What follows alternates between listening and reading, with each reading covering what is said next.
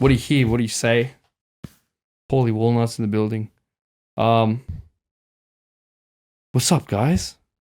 Yo. How's it going, Nick? Hey, not bad. Nah, for real though. How's everyone doing? Welcome to latest episode of LP. We're going to be doing one of Vipassana. We all went on a hectic Vipassana retreat for 10 days from the 13th to the 23rd last year, 2021. We've got all the boys here that I went with, and we're here and we're going to be discussing what we did, what's it about, what we learned, and everything like that. We've got Gio, we've got Yiani, we've got Dylan, we've got Nathan. Yeah, hope you guys enjoy. So, Gio, Yeah, brother. you've been twice. That I have. Yes, you have. Yes, sir. Give us a quick rundown, a QID on what Vipassana is. Bog pill? All right. Give us the bug pill. All right, man. So basically, Vipassana is a meditation technique where you scan your body sensations. And when we say going to Vipassana, we mean S N Goenka's course where you learn how to actually do Vipassana on your first time. Or if you go there again a second time like I did, you basically just get heaps of time to practice the technique and do a whole bunch of meditation. So essentially, like Vipassana is, at the course itself, I mean, you're meditating for roughly 10 hours and 45 minutes a day. You wake up at 4 a.m. by a gong and you're in bed by 9:30, and you do a whole bunch of meditation during the day for 10 days. That's 10 full days, not including the afternoon where you get there and then leaving the morning after. So the first 3 days, you actually don't do Vipassana. You do a technique called Anapana, which is just breath meditation. And basically you observe your breath. You're not trying to make big breaths, or you're not trying to have shallow breath. You're not trying to do anything to it. You're just watching your breath as it is, right? So you're just purely concentrating on that. Once you've done that for about 3.5 days, then you move on to Vipassana. So you transition from focusing on your breath to putting your attention on your upper lip, right, beneath where your breath is. And then eventually, once you've, moved on to Vipassana, you're using that heightened awareness and concentration in order to scan all your body sensations from the top of your head to the tips of your toes. And then once again, from the tips of your toes to the tops of your head. And you keep doing that for the rest of the course. And that's the basics of it. Hectic. How did you feel second time around? Woohoo! Actually, explain what first time around's like. Look, first time around, I'm going to say some stuff that you guys can probably all relate to. It was totally mind-blowing. Like, just, okay, this changes the way reality works. I'll definitely say that. 100%. There's a lot of, for better or for worse. Well, mostly for better, but with elements of, it's challenging and it's tough at times as well. But the biggest thing for doing it the first time for me, man, was just like, I had just come to see reality in a whole new way. I was deeply aware of just how much of what I believed to be reality was just literally a story that I was telling myself. And in doing so, I just come to sort of see that, because it's all rooted in, the teachings of the Buddha. And I was like, oh man, this guy was totally right on about what he was saying.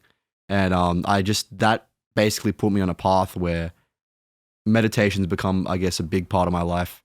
It's become something that I do profoundly believe aligns a person with the truth of reality. It just helps you see, sort of what's actually really going in life beyond the story you're telling. That was the first one. First one's basically just blowing my mind, open the doors to just a whole new way of being. Oh, right.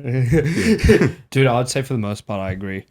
Like, I think like the absolute visceral experience that Vipassana provides, like, one person, like, the way it's kind of in the way that it disconnects you from, like, your thoughts. I feel like that's, like, because extremely physical. You're scanning your body from the top of the head. Or the bottom of the feet. You're scanning the tips of the toes. From the tips of the toes. You're scanning, like, continuously, and all your focus and attention is being, like, isolated to your body. It's entirely a visceral experience, and the way that sort of disconnects from your thoughts, I think it puts you in the present to a whole new level. Especially when you're how many hours a day that you're meditating? 10 hours, 10.5 to 10:45. Yeah, right. Yeah, 10 and a half hours of meditating. I feel like that was the craziest part. I feel like that's what makes you realize reality more. Like, in the present, when you're definitely in the present, when you're 100% focused on, like, the absolute body experience, only then are you in the present. And up until I had the same essentially like the same sort of realization that you did on the first time around, which is just like, dude, reality is actually what happens here and now, not like the story that you tell yourself, not the thing that's happening in your head and that you're constantly focusing on saying to yourself, oh, that's the truth, that's the reality. Yeah. That kind of stuff. Vipassana was definitely a way, at least first time around, was the gate sort of opening to that lifestyle of being now and being here.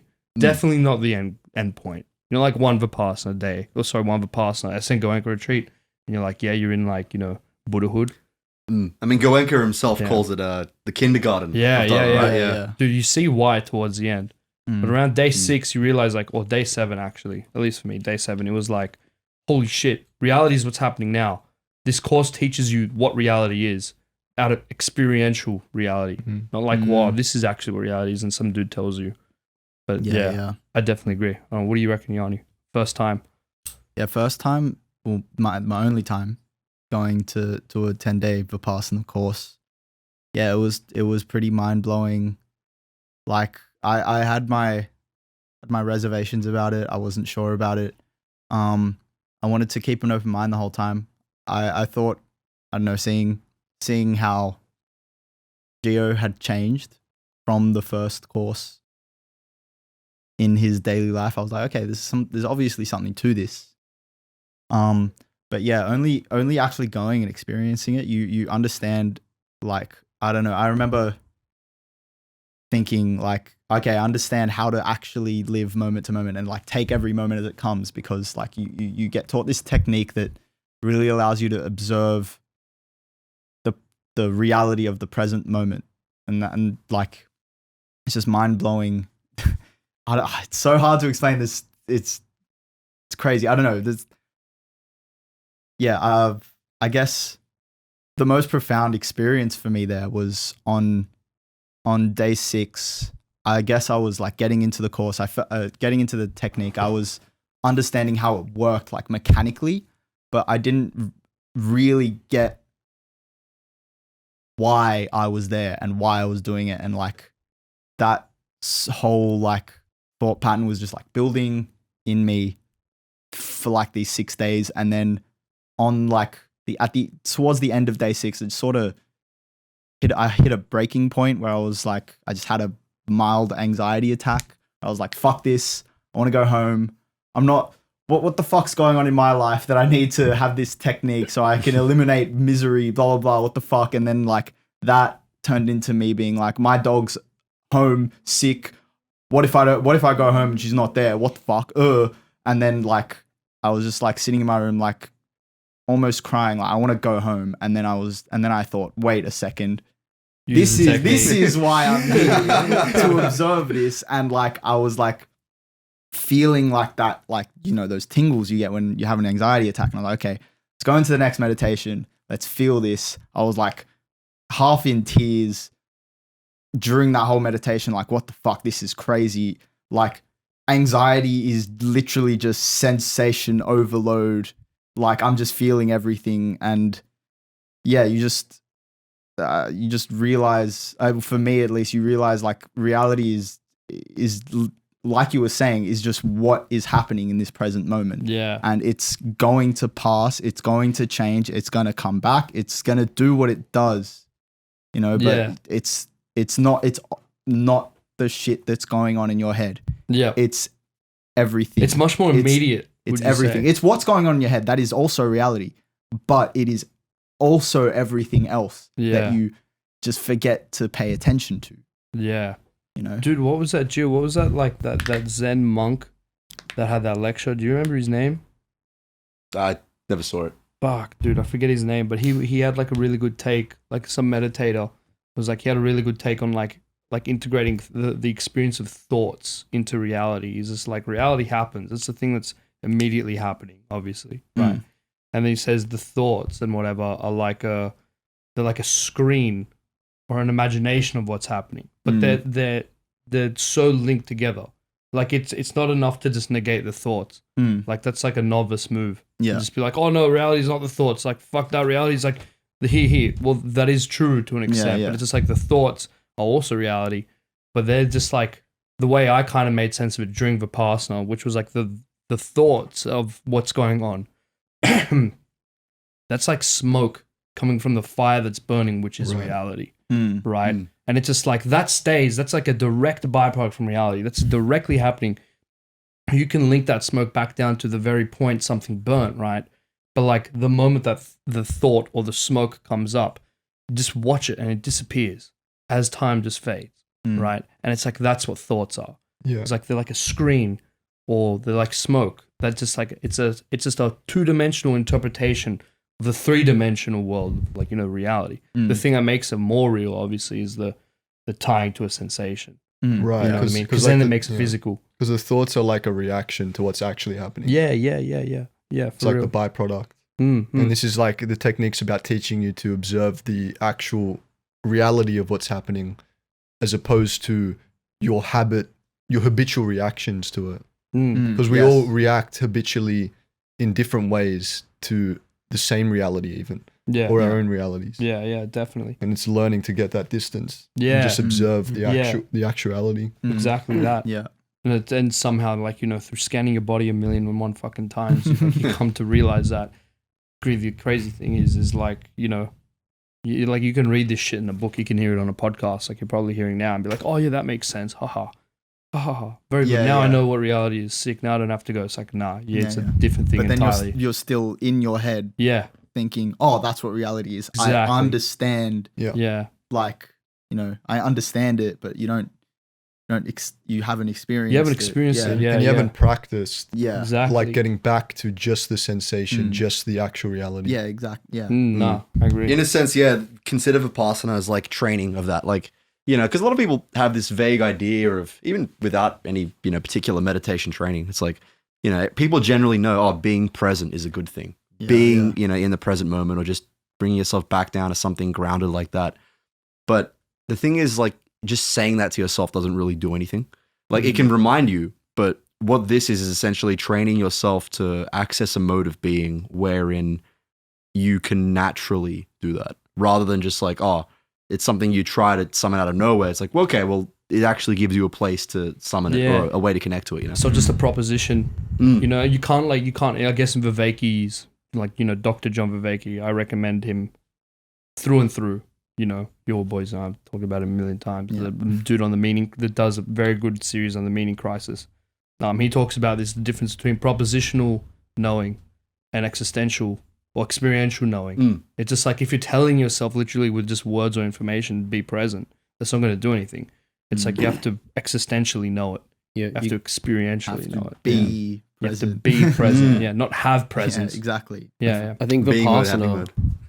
I think Vipassana kind of forces those moments of like quantum change. Yeah. Like that kind of story that we all run hits you like a ton of bricks. Yeah. And I don't know about you guys, but I had like maybe several moments where I was fully disconnected from the story. Like I was fully observing that script running in my head, the movie bro. script. Yeah. So it's 100%. like now returning, it's like you're fully aware of that occurring, and like, reality kind of like grinds you down in its way. Yeah. But it's like, I suppose now in my head, it's like, what do I do with that? Like this tool, this power, or like having seen that, having seen the mind, I guess that's what it is. But really like what it is. I don't know. I guess I'm figuring that out, and suppose we're all here to kind of figure that out together. Yeah, dude. Well, I actually wanted to get into that. I wanted to get into like how everyone is like coping, because I feel like it's more of a cope than anything else. like at least, I don't know, at least for me, look, sorry.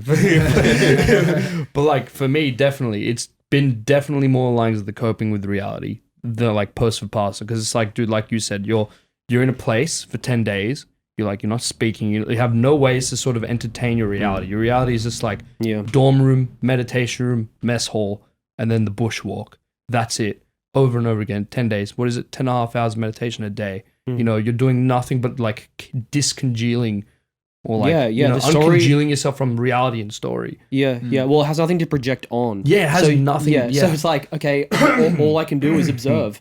Yeah. And then it just, and like, that's when you get those like, Yiani was like, you get those breakdown moments, and like everyone has them. It's just like, holy shit, this is like why, who, what, when, why. Yeah. Fully. You just want to run, bro. Yeah. And some people do, and fucking that's what happens, man. But like, props. It's scary. It's crazy stuff. 10 Dude. days. Like, you know, we got through it, and fucking all the people that do and did, fucking props to them. Like, again, go back, you know, do it again. Yeah, dude. To be honest, like I don't know, the way I see it is like D-Day. Yeah. It's like it's fucking day 1. Or sorry, day 0. You know how much that pissed me off?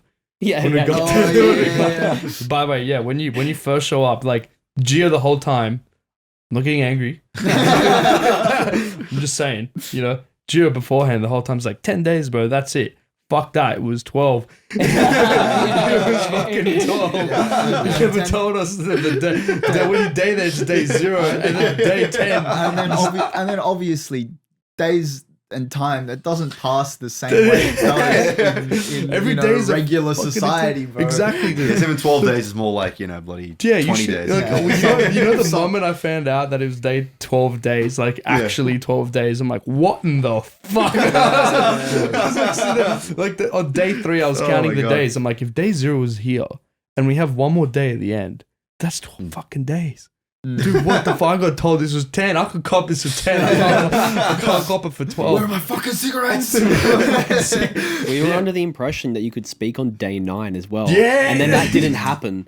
So we're like looking at each other like, I told you guys it was day 10 you could speak. Oh, because you thought day 10 was the leading day.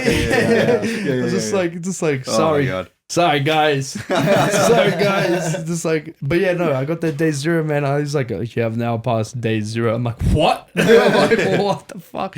But anyway, yeah, dude, look, 100%. Like, you're fucking sitting there for essentially, well, I'd say 9 solid days, and then 2 days at the end, or 3 days at the end. Well, day 0 doesn't really count because you're still in like, you know, your pre-Vipassana world, and then day 10 and 11 are like taking MDMA for 12 hours straight. Like, you just have euphoric bliss the whole time. But yeah, dude, 100%. You have no place in any way, shape, or form to project your narrative onto. So it just sits in your head and continues and continues and continues until, you inevitably come to a breakdown situation. And you're just like, holy fuck. You feel like, or you feel that part of yourself almost implode, right? Then you come back to reality, which is the coping thing I was talking about. Which is like, now you're in a place in a world where you have all your old dopamine patterns running. You know what I mean? All your old dopamine, all your old narratives, like they have suddenly, again, they have their usual canvases. All your old habits. Your habits. You're in charge again. Exactly. Yeah, and then exactly. it's just You're like, in charge again. It's up to you now. And it's you like, don't have the gong to tell you what to do all the time. you don't have Deepak to look at for reassurance. You know? But and then I feel like that's when you feel it the most, when you like watch yourself. I remember you, Gio, you were saying that you experienced it. I'm definitely experiencing it now. Oh, for sure. Which is just like, you finish the 10 days and you're just like day 1 back in the real world, and you're like, oh, you have this afterglow for maybe like a half a week, and then after that you just like, you're watching yourself almost degrade. You know what I mean? Willfully, willfully. That's like it's not like this time around you can't blame anyone. That's the craziest part. Because you're not like, it's because you understand that it's all you. You understand that you're the one giving into your own craving. You're the one giving into your own aversion. You're the fucking leader of your life. I will say on that note, that's definitely a first time thing. Because I had this sensation a lot the first time. I haven't had it at all now. I think, and my belief is that it's like the sheer shock of seeing such a game-changing, new way to just like understand reality, and then and really having this profound sort of deep experience of it, and then coming back to the mundane. There's an inherent tension between them. But after you've done that once, I think your expectations are less. Well, you go into your second Vipassana course with different expectations. Now, I can only speak to the expectations I came in with. So, I can imagine there's people who do get this multiple times, and maybe you might, I just don't know. But for myself, I went in saying, look, I want to work on my meditation. I'm going to go here and just get the 100 or so hours of meditation practice, and I just want to go really hard on meditating, full well knowing what the meditation path was, full well knowing I got more meditation to do in the future. Not knowing at all what is actually going to happen during that time. But I found it made me able to, like I said earlier, my first time was totally mind-blowing. The second time was equally life-changing, but not in the same mind-blowing way. Like, these are like truths that I had heard as like dim dreams or like faint whispers the first time, just became a lot more vivid. It's like the same experience, but just a lot deeper and a lot more profound. Well, no, not more profound. It's just deeper. It's just a deeper version of what that sort of mode of being is. Equally profound, but it's just a different thing. And so coming back, I've been noticing. Okay, look, I don't have the same experiential banya. yeah, bro. I've been noticing. Look, I don't have the same level of like focus. I don't have the same level of just in general insight or ability to be as I guess you could say just as switched on as I was at meditation, but it doesn't necessarily feel like a thing that needs to be coped with from my perspective. Like now it's like, oh, that's just totally normal. If anything, the thing I'm doing now is I've embraced the fact that, look, I'm not pursuing a monk's life. I'm pursuing a life of the householder. Therefore, I shouldn't worry about falling short of the monk, but rather trying to integrate these sort of brief monk-like experiences I've had into my daily life. So it's like, okay, I could be upset that it's like, oh, okay, I have to deal with all these, like with work or with my commitments or with people if I'm living as a monk, I wouldn't have any of that. But in reality, it's like, well, the point for me is to just like try and bring just a fraction of the monk-like piece I had into my daily mundane life. And so if anything, it's like, I feel like I'm still on Vipassana and I will be for the rest of my life. Yeah. Like, it's just like, it's a lifelong just game of just integrating it. And I'm just seeing it like that. I'm seeing it one step at a time.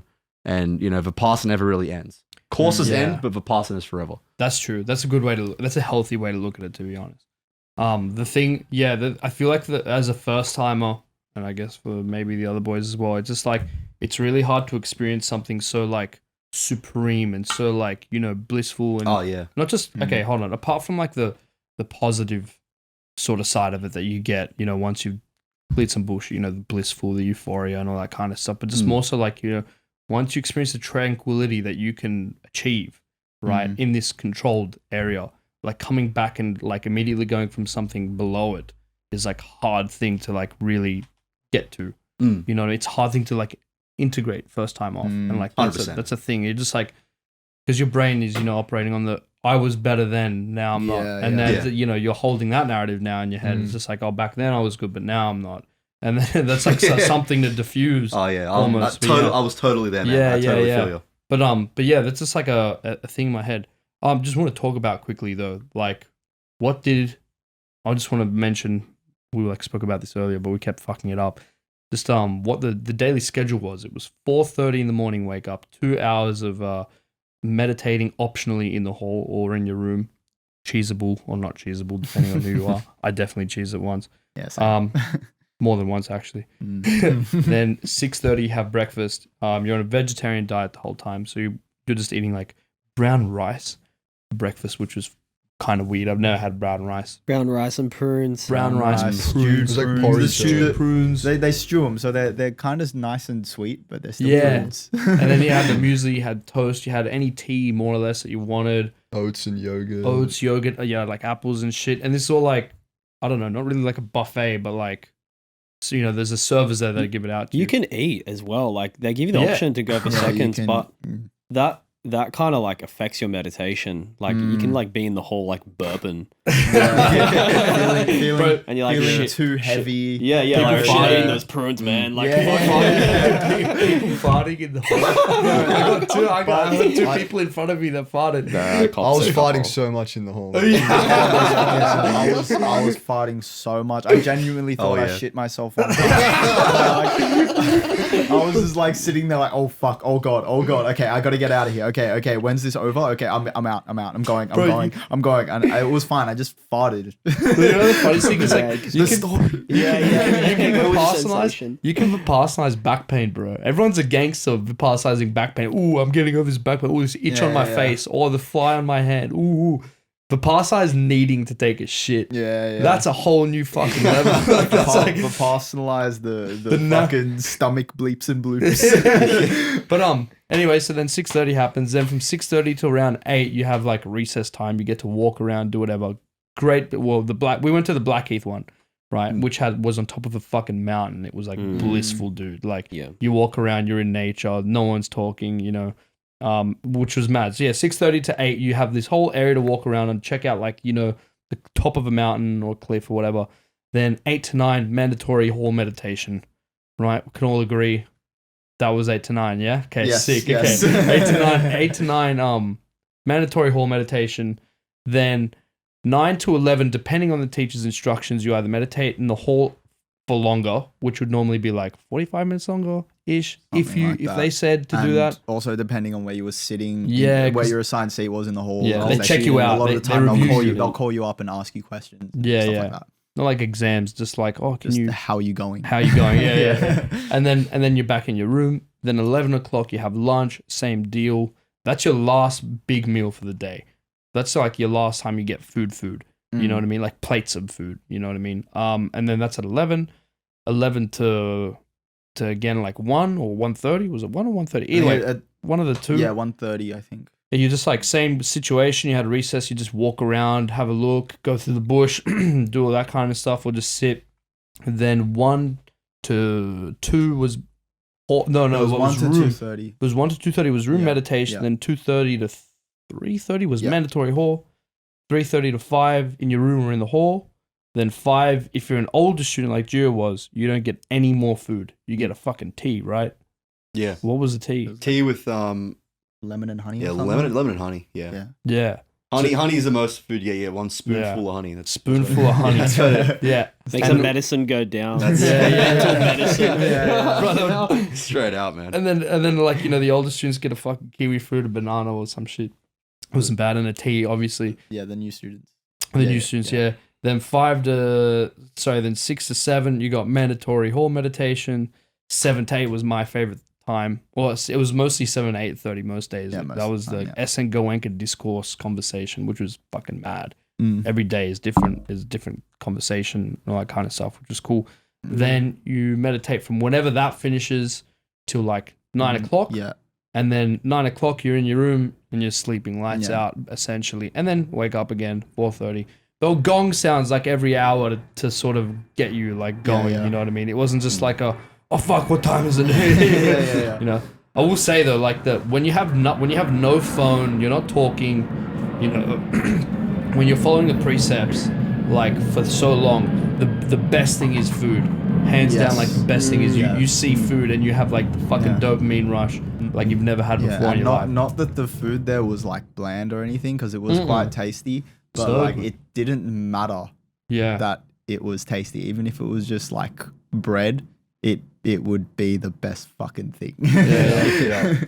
Dude, like 100%. And like I don't know, did you boys get hungry like abnormally hungry at all? On like in the evenings. on like The day evenings, 4 and yeah. 5, I couldn't sleep because of hunger pains. But then Really? I got past that. Fuck. Yeah. Yeah, no, I had a little bit of hunger pains, like a tiny bit, not too much. I mean, doing intermittent fasting, you're fucking Yeah, used to it, yeah. but like, I don't know, it didn't really bother me much. It's That- all clean food as well. Yeah, It's yeah. not oily and stuff like that. They give you some treats. They give you some desserts. You got Yeah, some pretty tasty meals. I was smashing those desserts. Yeah, bro. those Yeah. desserts are Oh fucking my mad. I was seconds thirding those apple crumbles. So, yeah, the fucking Wait, you apple- could have seconds of the desserts. Oh, yeah, you can. What yeah. the fuck? Yeah, right. I limited myself to the desserts, but Yeah, I, no, I I probably shouldn't have. Yeah, Yeah. I started doing seconds around day 5 because that's when I started getting like really depressed and anxious. Hey. And then I'm like, fuck, bro, what is it? And then like day 7, they tell you like all the food here, all of it, it's donation based. It's out of the donations, and I'm like, fuck. And I start Yeah. feeling bad. I'm like, fuck, dude. Someone's like donated, they're like helping out, and then there's me. They're just like, yum, yeah. But no, that was cool, man. The food was fucking sick. But yeah, so what do you boys reckon of like I don't know what peak experiences, boys? Let's hear them. What was like a moment or a day where you're like, oh, like that's gonna stick with you for fucking ever? Like, or like I know Yiani had a fucking challenging moment. I had a Yeah. challenging moment. I don't know about Dylan and Nathan and Gio. What do you reckon, Gio? Yeah, look. What was the day that you like, you shit your pants? You're like, okay, yeah. holy big fuck. big thing for me the second time around was I had just like radically let go of like a tendency to project things onto other people, and particularly it was in the context of like disgust. So it was interesting because like it's This is some honest talk right now. yeah, this is some real talk, straight up stuff, man. So like basically, I'd had this like feeling of, and this profound experience that disgust is just was this feeling that was holding me back. It's hard to articulate, but it's kind of like I'd felt as if, like, for example, you'd stare into the abyss, you stare into the darkness of the human soul in any particular kind, and you'd feel disgust at that. Say, oh well, that's this horrible thing, or that's whatever it might be. Someone who's doing things that are wrong or bad. And I just sort of came to realize that even if that is true, it doesn't really matter at the subjective level. Like at the subjective level, it's like, okay, well, what are you doing here? You're using your sort of disgust here as a way to say, oh, where do I stand? But compared to this negativity. In a sense, in that moment, I was able to have compassion for things that would normally incite disgust. And that was a huge game changer for me because it just made me come home, and every time I would have an encounter with someone that was negative or someone was outwardly projecting negativity, in the past, I'd be like, oh, well, you're in the wrong here. Because clearly what you're doing is wrong. And even if I was sort of right about that at the objective, even if people say, oh, no, you're right, this person's being a jerk and you were being cool and, whatever, I would come home, it would still cause subjective pain. It would cause subjective suffering. But now it's a lot easier for me to say, okay, this person's going through this and that's leading to them being like that. Even if it is something, even if it's outwardly coming negative towards me, I don't find myself as bothered by it anymore. Like it's this whole realization. I don't know if I can even fully describe the extent of it, but it's just completely like, I would say it's just cut my personal level of like rumination in half. Like, or maybe more, I don't know. I can't even put a number on it, but I just feel like stuff doesn't get to me in the way it used to at a profound level. And it's really cool. Yeah, because I feel like I don't know about you, but that pain you feel like when you're that suffering you feel. Someone's at the door. Someone want to get it? No, they didn't knock on that door. Oh, okay. Yeah, right. So yeah, that suffering you feel like when you're like in the right, and you're, I don't know, maybe like telling someone off or something. Not even like getting angry at them or anything, but like that suffering you feel is sort of like a self-righteous suffering, and like you feel like you're in the right, but you're still suffering, and that's not helpful. That's not a good thing. I think it gives you control, like that kind of suffering sensation. I guess that's how I navigate that world. It allows you to understand like your world and your story. Well, it's a part of your story, but like, yeah, the net output of it is like you live in a world of hell, and like if that's allowed to go unchecked, like, cheers, sounds like you've had some like profound experience, like something mind blowing. But I think for me at least, and for the average person who hasn't had that experience, it's kind of like, yo, just be careful how you're suffering, observe how you're suffering. Yeah. And yeah, that might give you like some kind of reward. There's like your reward system's built into your suffering as well. But it's like your net output is negative. It's gonna leave you down. Yeah.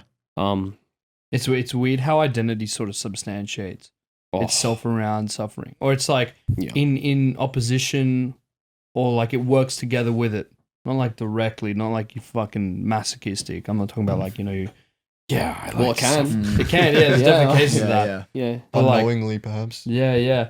That Yeah, too. unknowingly as well. But like the thing is just like, okay, you see negativity, it just like compartmentalize that outside the being.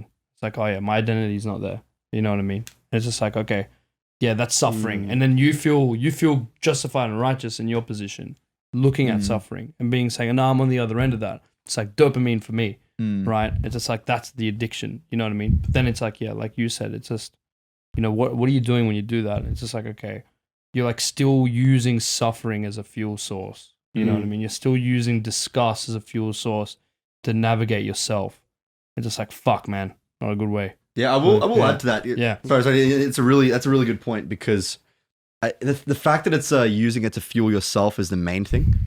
Like, even it's a big way I came to look at it is like, I'm looking up at the ceiling now and I'm seeing beams holding it up, and it's almost like using your sense of disgust or righteous, self-righteous negativity it's like a beam holding up a ceiling. Like it's something that you believe, oh, well, I know I'm a good person because, you know, these are the things I have high moral standards, or I know I'm a strong person because I have high standards for myself and I, you know, or for other people, whatever. But then fundamentally, like the pain that comes from that doesn't help you at all.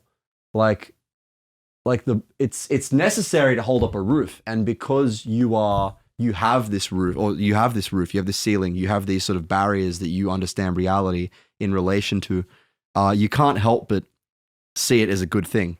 You know, but once you have this ability to see beyond that, you realize I can build a better house without the need for such sort of like Suffering beams. yeah, painful, suffering beams. Does, you know? if you remove that beam, all right, so you realize the beam's holding it up, the roof up. You observe the beam, and then does the beam? Okay, if the beam collapses because you realize it's just your story, does the roof collapse? I would say yeah. I would say that's a necessary. I feel like that's what happens. Like, or at least that's what happened for me. Like in one of my points of the past, I want to like you had to dissolve a beam. Because like, this metaphorical beam of like, your internal narrative, the coordinates of your internal narrative, you dissolve that. And it's like, what was holding that up now falls, and you experience that fall. Yeah. You know what I mean? And I guess the fundamental, and then that's when you experience like, a down period, that's your dark night of the soul. Yeah, your panic attack. Your anxiety attack, whatever. It's like only in that position where you're fucking panicking is where you're able to reconstruct it. And like, healthily integrated. You know what I mean? Like, I feel like the roof caving in on you is absolutely necessary. There's no way to narratize around that. You know what I mean? There's no way to be like, oh, yeah, I can go to, it's like saying I can go to Vipassana, I'll just have a mad time, bro. I'll just like a holiday. Just like, do nothing. But it's just like, nah, that beam's going to fucking collapse, dude. And like the house is going to come down with it. But now you're closer to truth.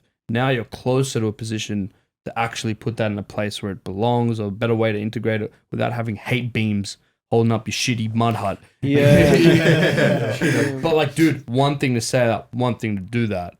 You know what I mean? Like completely different story. Like, I'm not trying to just like put a comfy explanation over like fucking like pain or trauma. Just like we were saying before, like you can understand these things like intellectually, and you can hear it and be like, oh yeah, cool. Yeah, I get that. Yeah. But you have to. You have to go through it to be able to integrate it, to be able to use it, to be able to like, get the actual benefits from what we're talking about right now. Yeah, Yiani, what about you, man? Want to jump into your dog attack? My dog attack? Attack. Yeah. Crows and shit. I remember you fucking crows like swooping down. That was hilarious. That was just pure psychodrama, man. That was like on the I think on like the first maybe the second or third day, I was doing the optional in-room meditation, and I was leaning up against the walls, like kind of a little comfy, focusing on my breath, and then I just fell asleep. And I got awoken by a dream of crows coming swooping down on me, and I would grab them by the beak and the head, and then throw them back into the sky, and then they come swooping back down on me. And I remember waking up and being like, "Bro, I'm battling my neuroses."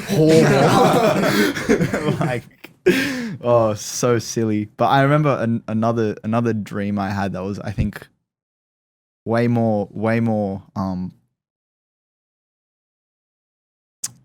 profound, I guess. Profound. Just it hit me way harder. I was like, I remember it was so funny. I was at this Airbnb in quotations, and the whole thing was just like, it was just like in the ocean, all on rocks, and like I had a bed on rocks. There was like stairs. There were like stairs made out of the, like etched into the rocks, carved into the rocks, and there was a hot tub there. And there were like big pillars and stuff. And then like you lie on the bed and you see this massive, like beautiful, like I think it was like a clock tower or something, like way off in the distance. And I remember like I had like called some mates over to come stay. I was like, this place is sick. You gotta come play, gotta come party with me or whatever.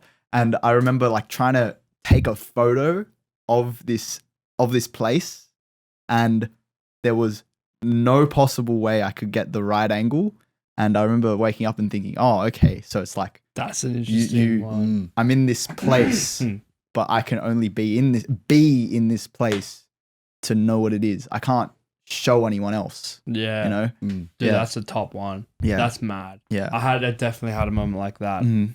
I think it was like day 7 or some shit where I was like meditating, not dream wise, but like, you know, what the dreams like pointing to the same Yeah, sort of idea. Like I remember post like Anapana at the end. Anapana is just like a breath work meditation, by the way, just focusing on the breath. Like post Anapana at night time. That dream, by the way, was like day 7 or Day something. 7, yeah. Like I woke up in the morning from it. Yeah. And I was walking like through back to my cabin, back to J block, Mm. and then fucking I was like looking around for the first time I'd say in my life, apart from like psychedelic experiences, and I'm not counting them because they're like profound in their own way. You know what I mean? But like I was like looking around and I didn't have like any narrative. Like there were like no words, no thoughts in my head, nothing. I was just like looking at things for what they were. I And I resonate was with just- that. Yeah, and I was just like, bruh, is this what I've been fucking missing out on? Yeah, it's like no one told me about this. Yeah, yeah. Dude, like Straight up. I was lied to. Yeah. about nothing. Bart. Yeah, Bart. But just fully just looking around and just being like, holy fuck, dude, there's no words, there's no pictures. Yeah, There's nothing to like, oh, I'm having a good time at the moment. I'm having a beautiful time no.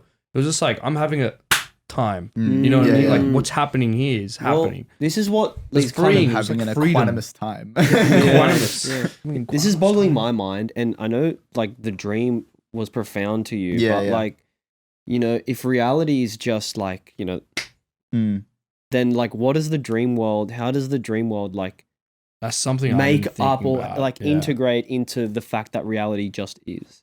Like, I think. Oh, I don't know. because we were all into like, and we still are into Jung and like dream Yeah. analysis and blah blah blah. Dude, Now I've been like, thinking about the same thing in the past. Like, wow. I mean, like, isn't dreaming just the way we evolved, like daydreaming and dreaming while you're sleeping? That like, pretty sure, it's just the way like humans evolved. Dreams and like just thoughts that don't pertain to reality at this moment.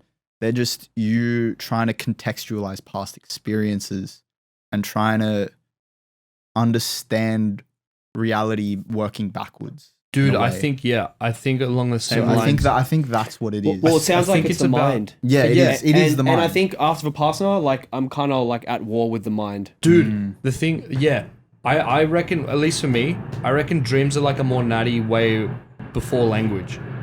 They're like what language tries to point at, you know what I mean? But like dreams are like the symbolic, the actual visceral reality to what like words try to connect themselves to, right? Yeah. And then I'm like, they're just like a more natty way. And natty, I mean, is a natural way, you know, pre-language. If you look at language as like a construct that's like been developed for fucking aeons. But like dreams are like the natty way of interpreting the world. Like looking at the world purely symbolically, you're still looking at the world through like a lens. You're still looking at the world through a dream, literally, right? But it's just a more natty way to do that. I don't know, like at least for me, when it comes to Jung, post Vipassana, after experiencing like real reality, it's just like, yeah, Jung's cool, but like, fuck, man. Like I don't want to be a scholar to like understand reality. I don't want to have to. You shouldn't have Yeah, to. you shouldn't have to like Yeah, have yeah. read 50 fucking books of like Kant and like Hegel and all that kind of shit and like Jung and like read through all these experiences just to get the like what's happening in front of you. It's like I don't know. That's where I've been put at odds with the whole Jungian thing. I'm not like discrediting Jung completely. Well, that's interesting because that's like analyzing dreams. Yeah, Because that's yeah. like the post you've had the dream, now you're analyzing. yeah, it. right, yeah. And it's like, I've got an interesting one for this, Dylan. Mm. Like, I don't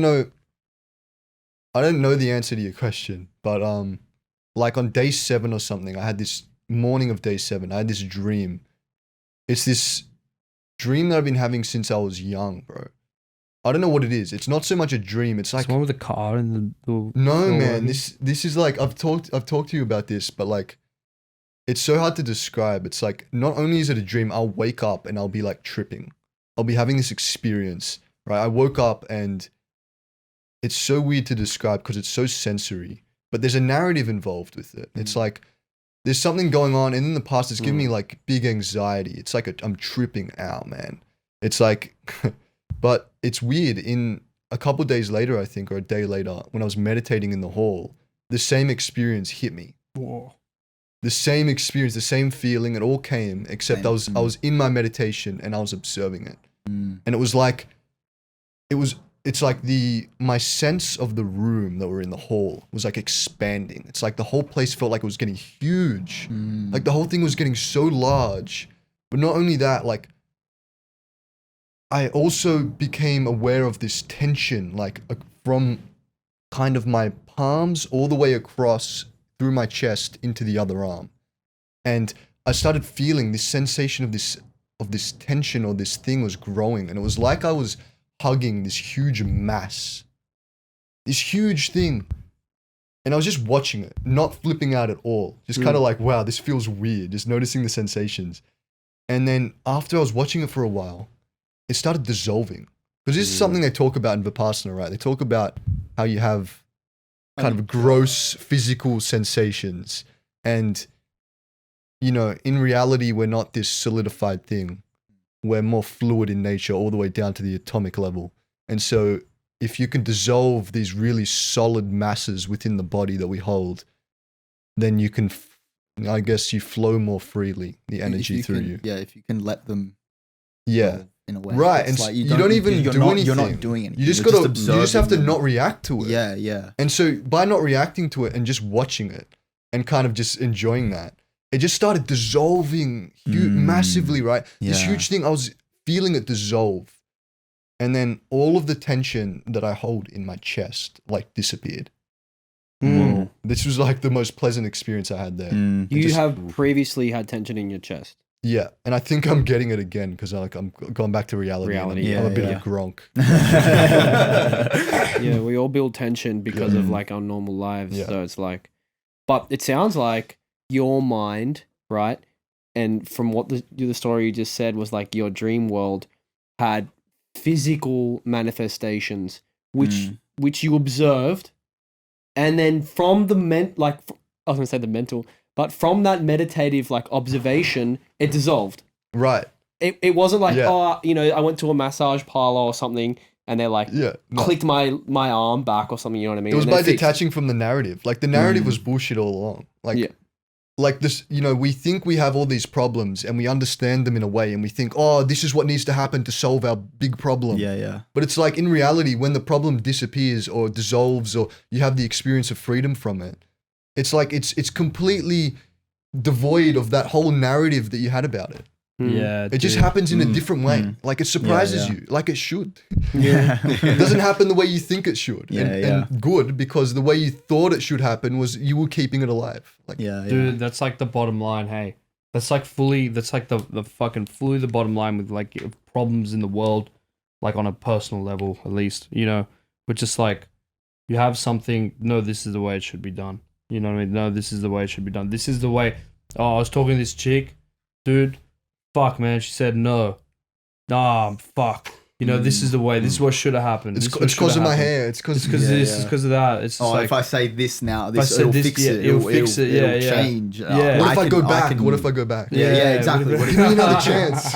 Like, boys, on that note, I just gotta say, like, this was written in the room of where I was staying for Vipassana, just yeah? like in pencil on the corner. It's like, just leave it to Dharma. yeah, straight up. Just Dharma Oh, being I want the to cover the universal terms. law. I want to cover the terms real quick. That's We something I should, wanted to do. If yeah. I'm interrupting anything, Yeah, anyone? no worries. Okay, yeah. So the term, Yeah, we'll start with Dharma, right? yeah, dumb. The way I understand it is like yeah, the nature and the Nature. law. And if anyone goes against it, they'll be smitten down. Right? God wills it. but yeah, no. Essentially, like Dharma. Yeah, essentially what Dylan said. I see it as the same way. Like nature, the river, the Tao, Logos? the logos. Yeah. yeah. Like anything, but not logos in like a highly logical, conceptualized way. Like, oh, everything's on this super logical level. but like, you know, but just like things that are happening and like the way things happen, pure like nature. Experiential reality. Experiential How reality. it actually works. Yeah, not your logical conception of it, you know, not the scientific measurement of it. Just like the way shit works, right? Then there's Banya, I'm gonna say it in the accent that Goenka said it. Banya. Banya. Banya, which means wisdom, right? Yes. Experiential Banya. Experiential. Banya. Dude, after 10 days, you so get used to his fucking calming voice. You just take it with it's you. wonderful. It's wonderful. Wonderful. So wonderful. So wonderful. So wonderful. So wonderful. Story. And there's, what's Sangha? Sangha. Sangha is like the community. Community. Sangha is the church. Sangha is the, not really church, but Sangha is like, the Discord. The forum. The boys. The boys. Then you have moha. Moha, which means ignorance. You know what I mean? The self-ignorance specifically, right? Then you have, what else you got? You got Buddha or Buddha. Yeah, it's Buddha. What else is there? Anicca. Anicca, that's a big one. Anicca means impermanence. I reckon that's the biggest one. That's the biggest That's the one. take home. That's the take home Yeah, one. yeah, For if you- real. Changing. Forever changing. And he says, like, Impermanence. everything comes down. Everything that exists is subject to the law of the universe, the law of Anicca. Mm. You know what I mean? But yeah, I don't know. And that's why you Yeah. don't need to react to what's happening Yeah. in your compulsive ways. Yeah. Because it just changes. Yeah. You're reacting out of ignorance. Yeah. Oh, You don't know that it's just You're gonna acting out of and it moha. comes and goes. that was a massive during my anxiety attack. That's a massive realization I had. You have all these sensations going on when you've got anxiety. You've got this adrenaline pumping through you, and that manifests physically on your body. But then, like, I don't know how to explain it, but like, it's not for me at least. None of those sensations were necessarily unpleasant. Conducive. Or- It was yeah. just like they were just sensations, and I remember thinking, like, during my meditation, like, oh, you know what? If someone said to me, if I give you this pill, you'll experience this for like 10 minutes, I'd be like, yeah, why not? That sounds pretty fun. But that was literally my anxiety sensations. It's so Yeah. crazy to think about that way. Well, it's you know. funny. Anxiety and excitement are the same body. Yeah, exactly. sensation, Yeah, same yeah. part of the brain that's Yeah. functioning. I think obviously there's differences, but like, And if you sit and observe that, you realize that experientially. yeah, dude, you know. yeah. Mm. Crazy. Dude, I had a fucking whack experience. I had a fucking panic attack that Yiani saved me from unknowingly. But I thought you were just working out, man. dude, it's so fucked. I don't think I've explained this to like all the boys sat down like No, I haven't heard it. you haven't heard this? No. Same. Really? You haven't heard that? No, Fuck off. I swear to God I told you. I don't remember. Oh, okay. Let's hear it. I think I know which one this is. Let's hear it. Let's hear it.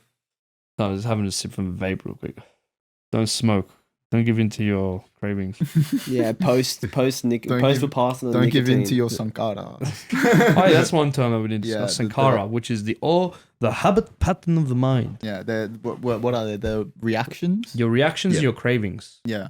So everything Goenka says can Cravings and aversions as be well. craving Yeah, and yeah. aversions. Yeah, sorry. Craving and aversions is the right one. S N Goenka essentially says that anything that happens on the body or like your reaction to anything that happens like either fits into the territory of craving or aversion. Like your mental reactions. yeah, your mental to reactions. Yeah. your physical sensations. And then that produces or continues the narrative in your head, which is your sankara. You know what I Yeah. mean? That's all linked, like an interlinked system. It's just like something happens. No, I don't want this unpleasant. Oh, whoops.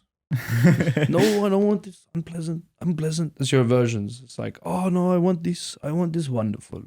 That's your cravings. yeah. You know, it's like, and that fuels like the whole narrative in your head. Essentially, when you're living, it's just like, oh, I don't want this to happen in life, but I want this to happen in life. I really want this to happen in life. I don't want this to happen in life. That's how we live, man. That's how we live, We're yeah. literally like in a constant state of like, huh?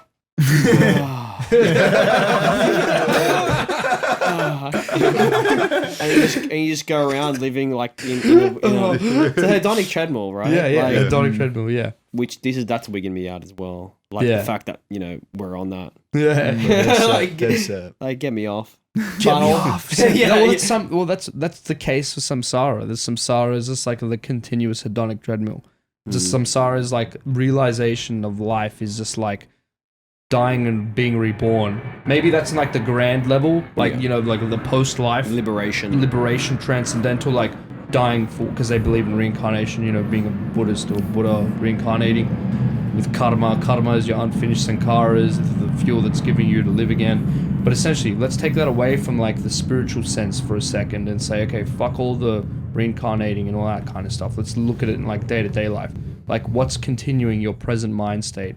Just like, you know, not sorting out your previous bullshit, not dealing or dissolving your cravings, not dissolving your aversions leads to that continuating, and you're being reborn every second in your life according to this blueprint that you've carried with you this whole time, this headspace, this mental space, this thought pattern. And all your positive experiences and all your negative experiences are all categorized by this frame of mind that you have that you call yourself, right? So, yeah, getting out of samsara doesn't necessarily have to mean like, oh, when I die, I want to be dead for good, like the way the scripture sort of works, sure. But like in a very fucking real practice in day-to-day life, you should ask yourself, do I want to keep reincarnating the same mental state? Or do I want to have nibbana or nirvana from it, which is release from it, which is like I'm indifferent to who I was a second ago or a minute ago, a year ago, or since this day or whatever. You know what I mean? It's just like that's what it means to like sort of dissolve that. So you're saying Vipassana can dissolve that? Yeah, I believe. I reckon like Vipassana can. I reckon it's the key to like blowing up your ideologies. I think like what Zizek says is like I think Vipassana is the tool for post-ideology, believing in purely nothing, Or at least Or perhaps pre-ideology. or pre-ideology, or at least any but one and the same. any meditation technique that is focused on the Samadhi. body sensations. Well, you it's know, like what's awareness. naturally occurring, right? Yeah. That's Yeah. what Like- I got from. Yeah, like Zen meditation where you literally just sit. Shinkataza. Yeah, Yeah. you know, Yeah. that's, Yeah. that as well is another path, I think. But Yeah. I think we're on the Oh, we're for all, sure. we're on the Vipassana path, I think. One probably. more thing I wanted to say with this. Another Yeah. word. Another word Maybe. is another word is samadhi. Samadhi, which means, you know, concentration. And you were telling me, Gio, the other day, and Dylan was there as well. It's just like samadhi is your ability to concentrate, and that is what leads to panya or wisdom. It's just like wisdom comes to concentration. Well, yeah, as in like wisdom is essentially, concentration is a necessary precursor to your wisdom. I think an analogy that Lee Brasington uses is, which I think is really good, is if you're trying to, understanding is like cutting through a table. Yeah. Training your wisdom, training your concentration is sharpening that blade. Yeah. It just makes it easier to cut through the table. Makes your mind is sharper, your focus and attention are all better. Yeah. Well, you've been straying from Vipassana to train or like harness that kind of concentration. Am I Yeah, right? Gio, you've been doing like jhanas. Oh and shit, yeah, right? I've been breaking the Tell rules. us about that. Forgive me, Vipassana Breaking- lords, for I have breaking- sinned. Breaking Goenka's rules, I think. Yeah, it's more, true. I've More been- than Vipassana rules. Oh no, yeah, exactly. Well, as I was saying earlier as well, like on that note, before I get into that, because I was gonna say, end of the day, it's all just Buddhism, man. And you know, the point of it is to sort of understand the three marks of existence, like anicca, impermanence, we've already discussed. Anatta, which is non-self, and then dukkha, which is suffering or dissatisfactoriness, or however you want to define it, or translate it, I should say. Look, with the jhanas, I've been doing that to sort of just heighten my ability to concentrate, particularly after coming back from Vipassana. Is that the biggest thing that goes for me is my ability to actually focus after being in a retreat. It's just the mind, I think everyone naturally develops much better focus when they're there. Yeah, you've And got then- nothing else to focus on. Exactly. It's pretty much it. You will clear stuff out. Now with all the inevitable sort of day-to-day stuff of life, it's easier to get distracted by that. So I've been sort of practicing the jhanas, which are essentially high states of concentration, which is a way of training pure samadhi. They're not used as to be insightful into ultimate reality. And the Buddha himself did, the jhanas, and then he rejected them all and said, and then moved on to doing Vipassana meditation. But, some will say on that basis, that means, the Buddha said they're not good, you don't need them. Or on the other hand, you'd say, well, the Buddha needed to go through that before he got to where he's at. And look, for me personally, I'm like, look, I just don't know. I can't really take people's word for it. I want to experience it for myself. And that's essentially what I'm doing. I'm just experimenting with it, trying to train myself in something new and trying to develop my meditation, I guess, as diversely as possible, so I can sort of be a better meditator more broadly. Or perhaps I should, no, better yet, it's like I want to learn these skills off the mat And then that means like just getting good at one particular technique doesn't really mean anything. If it's like, oh, I'm on the mat and it gives me this one skill, it doesn't apply to other parts of my life. Yeah. The goal for me overall is, like I said earlier, is to be a great householder, to, integrate these things overall. So enlightenment is still on the table, or? Oh, maybe, I don't know. I mean, look, if I was seriously looking for enlightenment, I'd be going monk mode. Yeah. The thing is, if anything, I've taken a step where I'm thinking, okay, look, it's not something I'm working towards immediately. It's like, if I were, it's like, well, I wouldn't waste my time, writing operas, which I'm doing now. Like, for example, the past week, I took 6 days off of meditation because I want to work in this composition, which has got a really tight deadline. And because of that, it's like, I'm like, okay, well, yeah, it made sense, but it made sense to do that. And like, I only got back into meditation today. But however, if I was really serious about nothing but meditation, then why even put myself in a situation where I am trying to develop my musicianship or trying to, work on, just music in general. So fundamentally, my goal now is to integrate these teachings and integrate these sort of monk-like experiences into day-to-day life. Yeah, for sure. Right? I don't know. I'm like fully agitated with the whole meditating for an hour a day. I think I agree with you on like, I think my goal is to be liberated. Like we were talking about before, the Sankaras, like I want to dissolve those because I'm happier. I'm in a better state of mind and I'm healthier when those are at a distance. But hey, like you skip a meditation or two, like those things creep back up. Yeah. Dude. So it's like, they multiply. And they multiply, right? Yeah. Like, that's like physical things like addictions and like mental things, which is like your stories. They'll come creeping back. Well, at least I find they'll come creeping back when you like skip out on meditation. I'd say yeah, this I feel like the way I think Goenka said this. I think he said the way to look at it is like in that level you should look at faith towards it, being like asking yourself like the simple question, do you want to keep this up?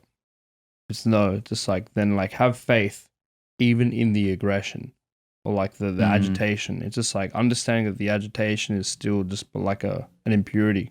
And the more you experience the agitation, the more, and you don't feed it, like, so you don't give into it or whatever the fuck, then like, you just watch it come up, feel the agitation, like fully feel it, be like, fuck, I want to get up, fuck this. And then just like, don't move, which is the hardest thing to do. Yeah.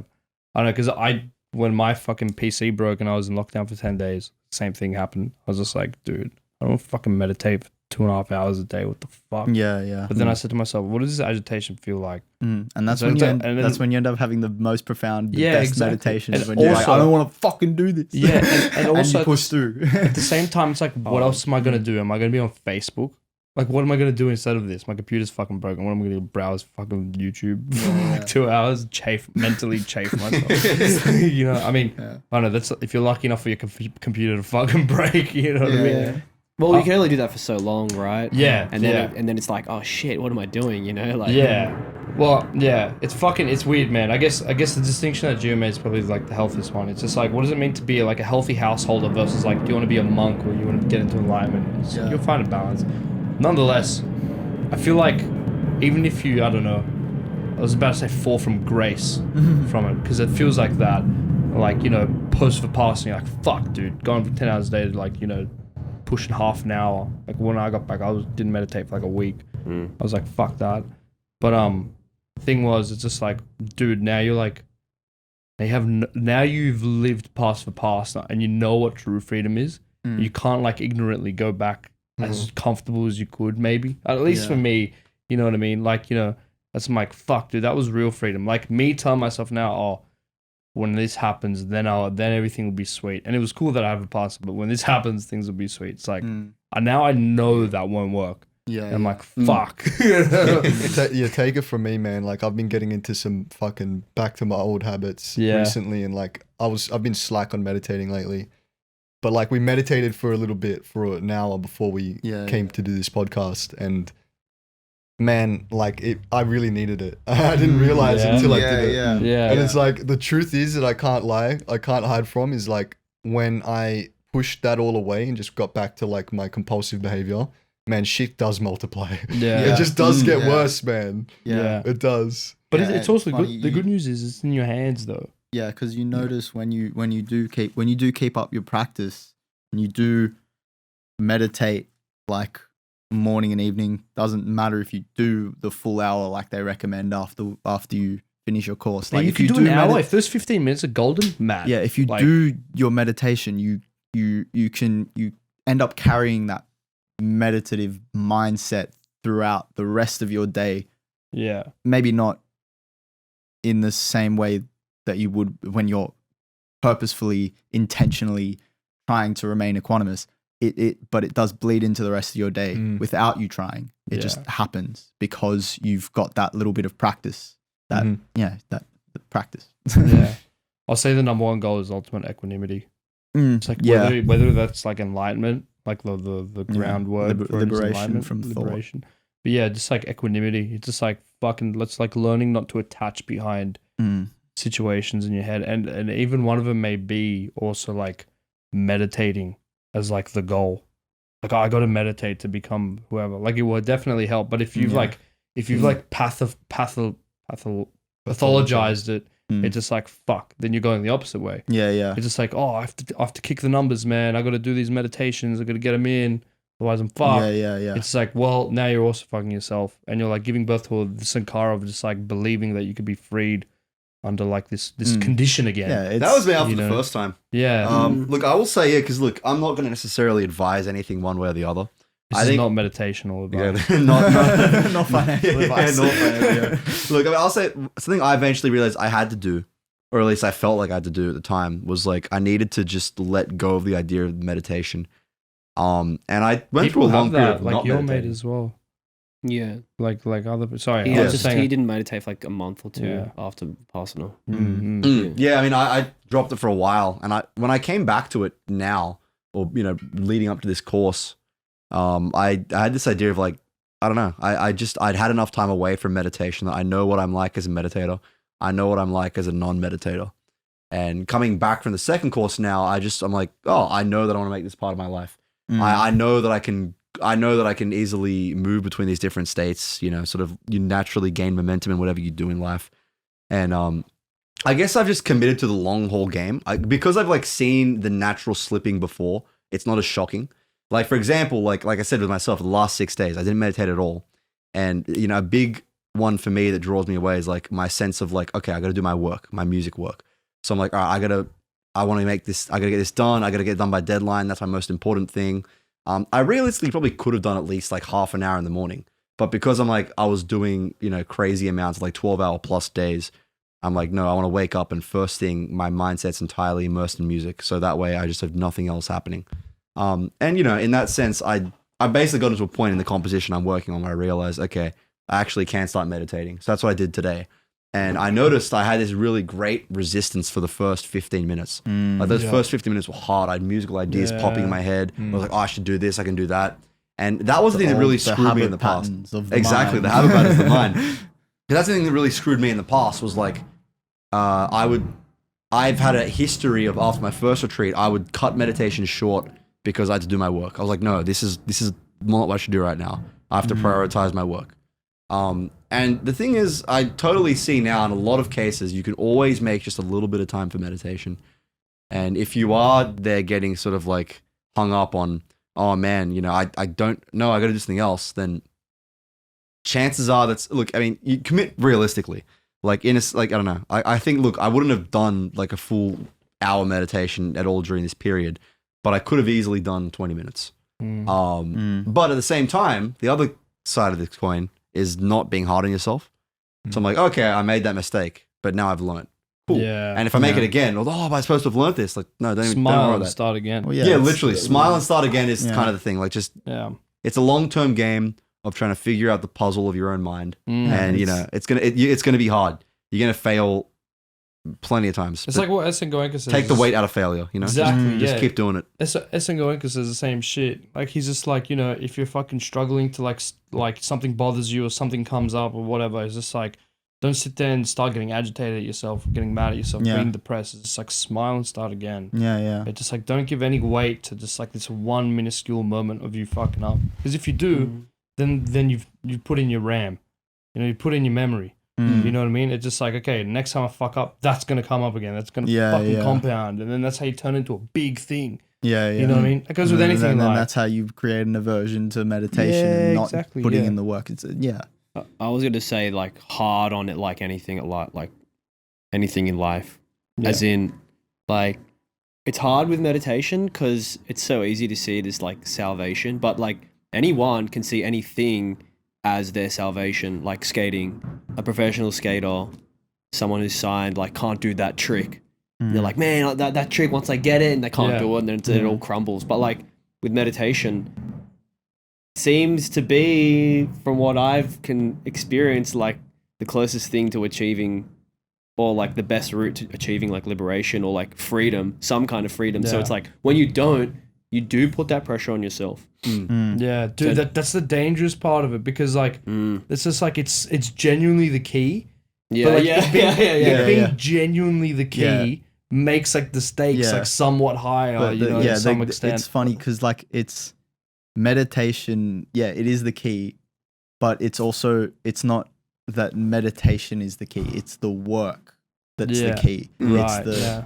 It's the like, you know, like it's like bodybuilding. You go to the gym, you go every day, you've got your routine, and then you fuck up, you miss a day. Big shout out to Frank Yang. Yeah. Sorry. You fuck up, you miss a day. Oh, I don't want to go. I don't want to go tomorrow because I missed today. That's not the mindset you go with, because then your muscles atrophy, you know. Yeah. You lose your gains. You know, like if you're equanimous with your failures, then that's part of the meditation. That's part of the practice. Yeah. You know? Yeah. It's just what Shunryu Suzuki says. It's just like some in the book Zen Mind and Beginner's Mind. He's like, you know, you ought to have a grateful attitude when it comes towards mental weeds. You know, like you're developing your mind, you're developing a garden. There's going to be weeds. There's going to be other beautiful plants too, right? It's like, look at the weeds as like, you know, these moments of, you know, annoyance or aggression or depression or whatnot. But like he says, the skilled meditator looks at a weed and immediately should be filled with the fact that like he can get over it. She can get over it. You know, and the idea that like, you know, oh, this thing's stopping me. Oh, this is another thing I can get over. Right, rather than looking at it and be like, oh, there's a weed, fuck, and my garden's fucked. You know what I mean? Oh, I should give up. You know, it's just like the skilled meditator looks at what's happening and what's wrong, and just like understands that like this is solid for the time being, and we can get past this. You know what I mean? Yeah, they fuck, dude. That attitude is parallel to all your whole life and every single activity ever. Yeah. You know? Yes, it's not gonna fucking solve like a. Not gonna solve like starving kids in Africa, sure. But like in regards of what's immediately in front of you, it will.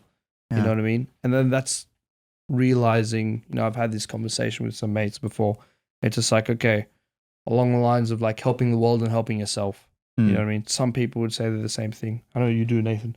I would say they're very closely intertwined, right? But being effective as an agent in any arena, you have to realize what's directly in front of you and what's in your control. You can manage that, then you're sweet. You know what I mean? Then like work towards whatever goal you have in mind, how large it is or whatever. That's the greater the greater scope of a goal. But like understanding what's in front of you is key. You know what I mean? Like yesterday. It transcends the goal, right? Transcends Because the goal is this idea, it's far away. Yeah, exactly. But what's happening here can... What's happening here, exactly. And you know, sometimes you might even find like, oh wow, that whole problem that existed, that was just me being an idiot. Well, sometimes it's real. Sometimes it's dead real. It's like, fuck. I mean, look, Ukraine's about to be invaded by Russia, right?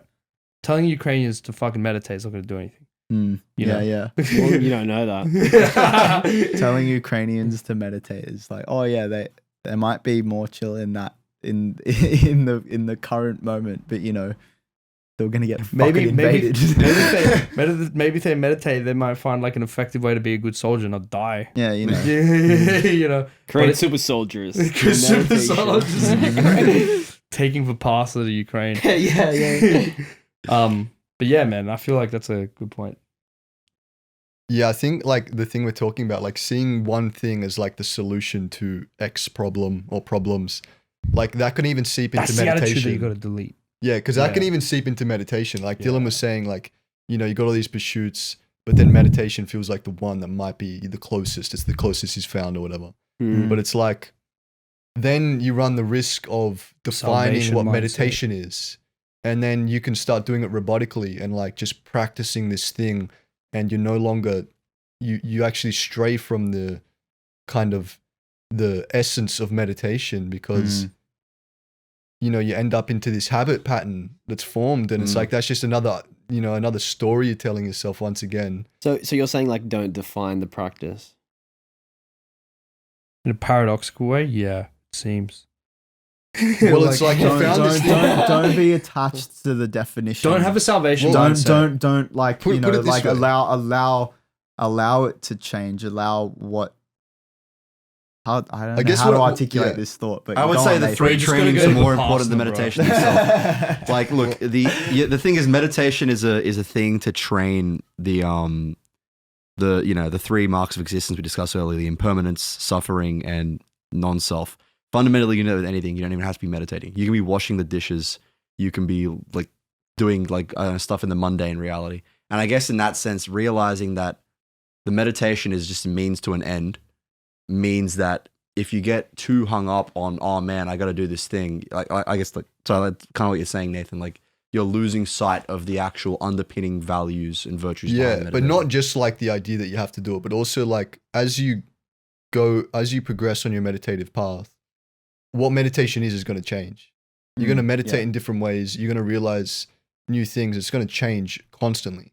And if it's not changing because you've got this solid idea of how it works and that's the way it's been working, and like, you know, you start getting robotic again, Yeah, exactly. then like it's got to fall apart. It's like that's the thing. It has to fall apart because it has to be breathing and living. So it has to like That's a a good way it to has to look at change it. form. Even the meditation. So you're saying diverge from Vipassana. You're saying practice jhanas. Is that what you're saying? Yeah. No, you should, No, because like I've Can been do, like John. What? Exactly. joking, like joking. I think joking. Yeah, you gotta get your joking 7 joking sessions a day. Kegels, mewing. I'm big on my mewing. No, but for real, like, I feel like there's got to be some. Oh, because there's agitation. It feels like there's some like day 7 of Vipassana or day 8 hasn't left me. You know, I'm still at this weed in the garden. That's just like, bro, like, what the fuck am I doing? Like, this is the salvation, but like, what is it? And I kind of fucking just don't want to do it, but I have to. Because, like, it is the solution to suffering, right?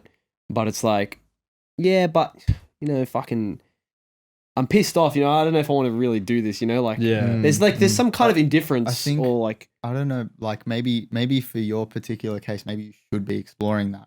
Just exploring yeah. not doing it.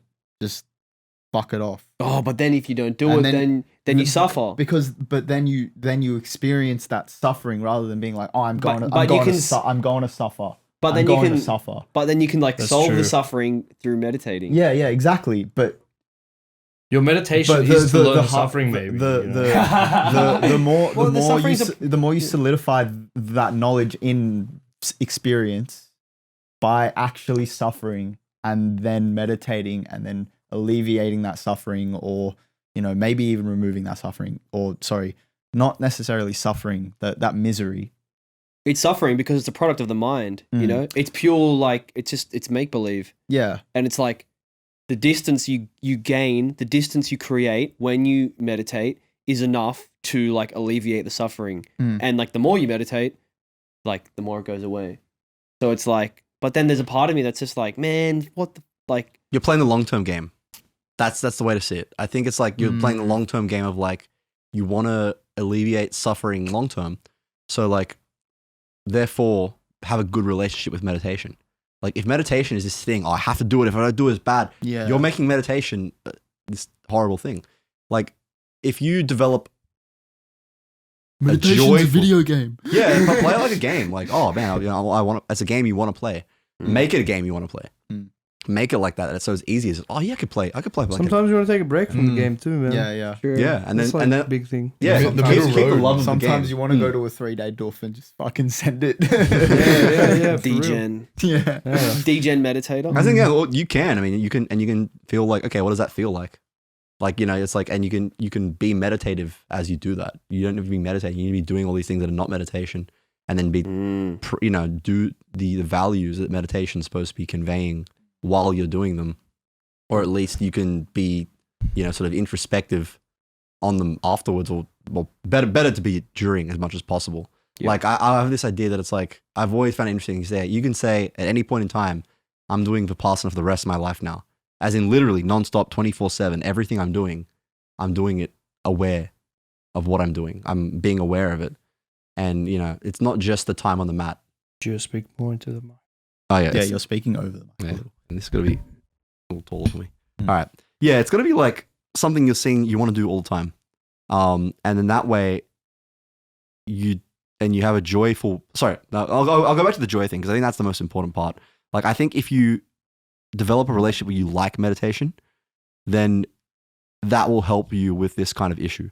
And that might mean in the short term, you need to take time off, like maybe extended, maybe you should not meditate for a while. But And then you you're, don't- you're yeah. saying like maybe you need to suffer for an extended period of time. Maybe. Yeah, maybe. I'm not saying you necessarily have to. Yeah. I'm not saying you have to, or anyone has to, Yeah. but it just might be the play.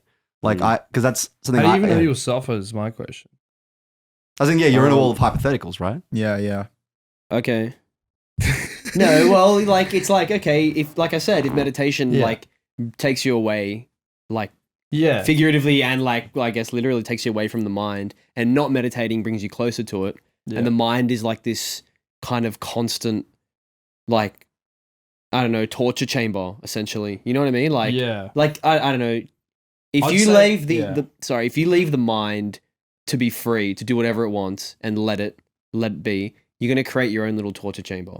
Well, I mean, okay, on one hand, yes. I mean, you don't necessarily create the torture chamber indefinitely, right? So, like, for instance, let's look at when Buddha says all life is suffering, right? He's not like admitting, oh, everything is shit, right? Fuck it. Like, Just kill yourself. Everything's fucked. He's saying everything has the potential to unlock suffering, right? Like, the game that you play in life has the potential to make you suffer.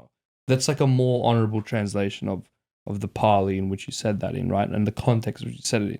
So not meditating doesn't mean you're necessarily 100% gonna just like be in a state of fucking panic and suffering, Not meditating. But like, fuck. but like, what you do is when you're not meditating, you're playing the game. You're playing the natural human game, the game of living, right? And the game of living Yeah. definitely inscribed into it involves suffering, right?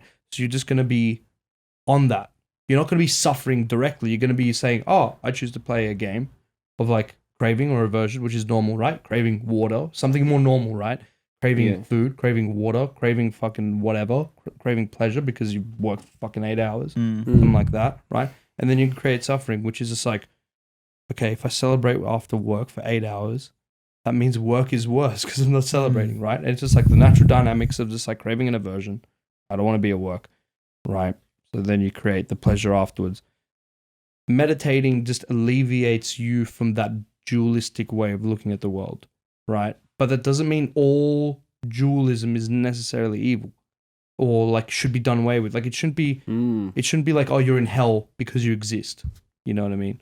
Like Look, it's maybe- not. Obviously, Yeah. there's ups and downs. Yeah. But it's like I guess what the whole idea of like, not meditating or putting it on a break for a little bit, what that could mean is just like, okay, maybe you need some time in the world of what away from what you may think is definitely salvation, yeah, sure. right? And just like to reinform yourself and then go back to meditating. It's just like these things constantly Nietzsche. yeah. Well, they're Yeah. constantly changing, but they also constantly like reinform each other. Yeah. It's just like, fuck. You just like, see, it's funny because we're all sitting here like, well, Christians, right? Just like the way I've seen, at least for me, and maybe, I don't know, other people here, I don't know how you feel about this, but it's just like the idea of just like approaching Buddhism with a Christian headspace. which could be Oh, a dude. trap, which is just Yeah. like, you know, Buddhism, you see like heaven, and then you start like ascribing that like what we're normally used to, with, like, you know, the Christian Totally. headspace, which is like, you know, salvation, dude, this Mm. is it, this is the Yeah, world, yeah. oh my God, oh, everything else in life, nah, Inquisition time, fucking let's go, Yeah. Crusader Yeah. mode, fuck, Let's get the everything's steaks suffering. ready. Let's get Yeah, the exactly. Yeah, You know what I yeah. mean? It's just like, no, life is something that we have to run away from. Life is fucked. I want to go to heaven. You know? Sure. And it's just like, fuck. That's something I've witnessed myself go into. But like, yeah, that's just like a thing to, I guess that's like the benefits of like redefining what it means to live as a non-meditator and then back into a meditator and whatever. Just like observing the dynamic, observing like, you know, what it means to suffer without meditating for an extended period of time, or what it means to be like saved with quotation marks around it while meditating for an experience of time. I could say this, like quite frankly, after like meditating light Vipassana for 10 days in lockdown, I'm like, as soon as I come out of it, I'm like, fuck, I'm normal again. I'm like, okay, what's real world like? Like, say, chick said, nah, I would look, ask a girl out, didn't work. And I'm like, fuck, dude, this is suffering. I got to meditate. It's like, wait, hold on. So what does this feel like? You know what I mean? I'm here. Okay, this is the game. Cool. You know what I Yeah, mean? I think I kind of missed that. I waited in a line 2 nights ago for an hour and didn't get let into a club. Yeah. I was wearing the wrong pants, and I was like, dude, why didn't you tell me? You know what I mean? Why didn't you tell me like before I waited all that time? But it's like, look, man, fucking, and that was the thing that set me off. It just ticked me off, man. And then I was like, fucking, but I took it as an opportunity to meditate. Yeah. Yeah. It still pissed me off. Yeah. Yeah. That's honesty. That's mad. Yeah, Like, that's I feel like that's the core lesson. Oh, what does Buddha say? What does S N Goenka say? It's like, as it is. What's life as it is now? I didn't get fucking let into the club because my friend didn't tell me fucking to wear whatever. Yeah. It's like, what's life at the moment? Shit, because I didn't get let into the Yeah. club. Mad. That's where you start, as Yeah. it is. Yeah, you let like you can let it piss you off in the moment. You can let it, you know, you can let yourself get into that particular misery, but you don't have to. But it's so close to you. You don't. want to. You It's don't so easy have to stay in it. You know, you don't have to keep giving into it. Yeah. You don't have to let it multiply. It's like letting it happen eats. Letting it happen is normal. Mm. But it's like choosing to just like fucking getting pissed off at it a week later is Yeah. like, Oh, okay, yeah. now you're Yeah, in yeah. like suffering. Like now Exactly, you're yeah. fucking miserable. You know what I mean? It's Or- interesting because it's like a sensation, Yeah. you know, like it's a body thing. Yeah. It's like, Dude, when after like Vipassana, I hot feel rage, red hot Yeah. rage. Dude, like after Vipassana, I've just noticed it's like, you know, without like frequent meditating, just like straight up Vipassana, it's just like fuck being you're so much more aware of just like something goes wrong and you feel it in like your body. Yeah, yeah. oh, dude. Like you get angry, you're like, ooh, I feel it in like my chest and your gut. And you're like, oh, you feel it in your back. Yeah, you get sad. You feel Yeah, it. Like, you in feel it in your throat. Yeah, yeah. I mean, that happened beforehand, but yeah, like, but like now it's you, vivid. You sort of understand it more. yeah. Mm. Now I get what Sadhguru is talking about with hate. Mm. It's just like hating someone is like you taking poison, expecting them to die.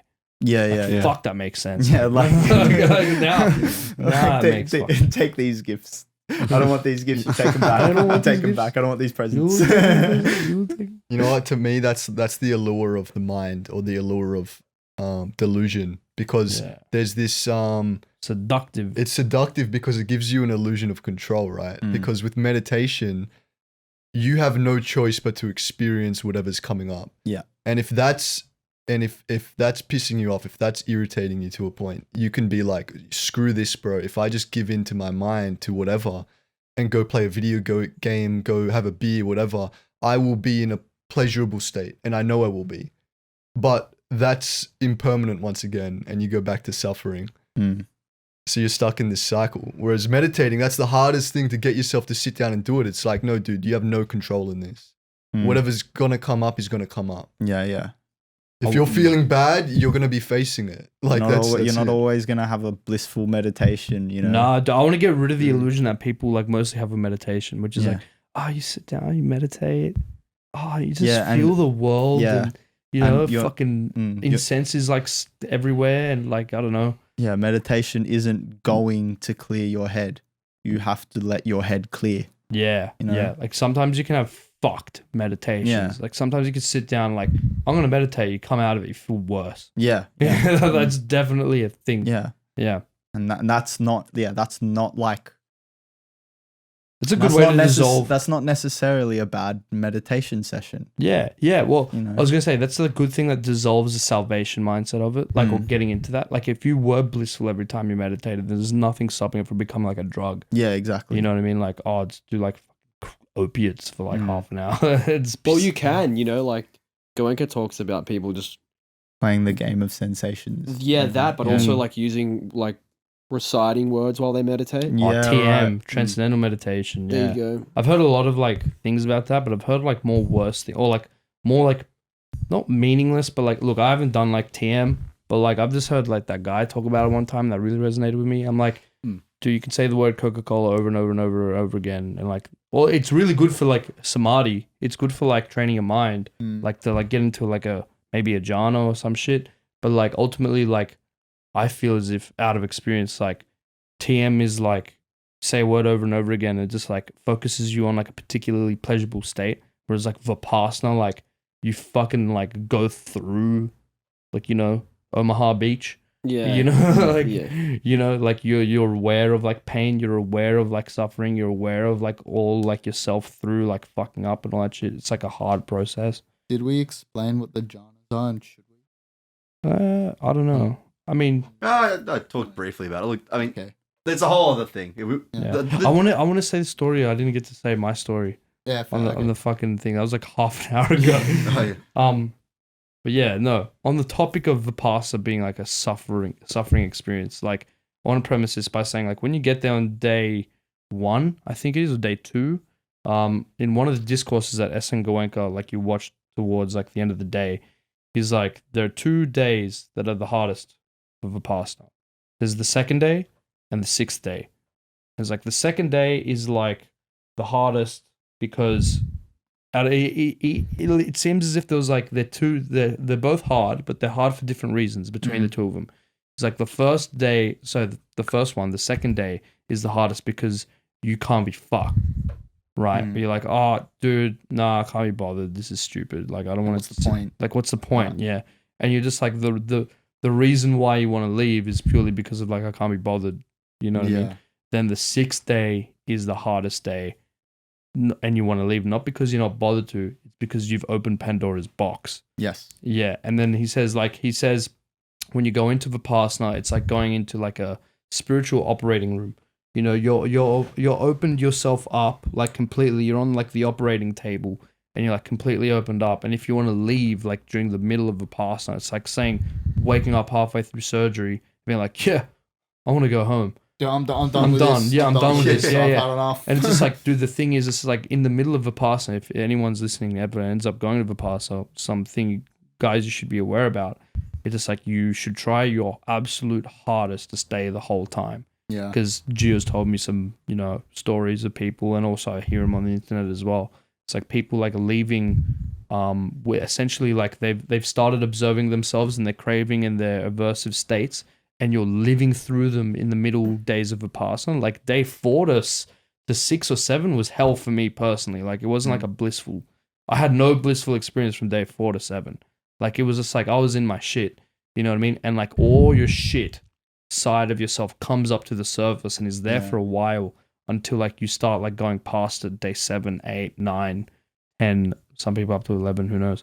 And it's just like only like, yeah, if you want to leave during those days, like you're going to be coming back to the world, not like better, not like relieved, it seems, but it seems like you're going to be coming back to the world with all your bullshit on the surface. And like, that's going to fucking drive you nuts.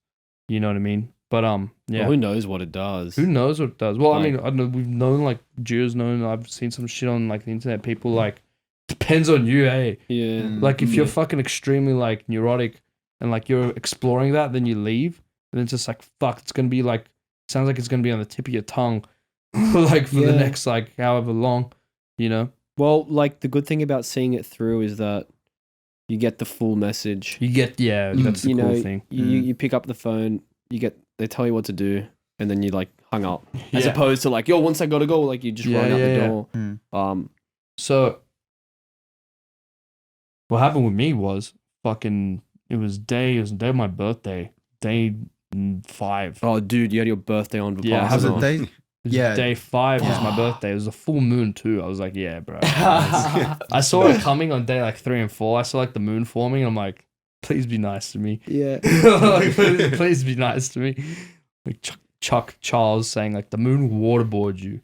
The moon will fucking waterboard you. You know, waterboard your psyche. But so what happened was like I was like chilling, meditating. Like up until then, like for me, it was just like dealing with like ex-girlfriend bullshit.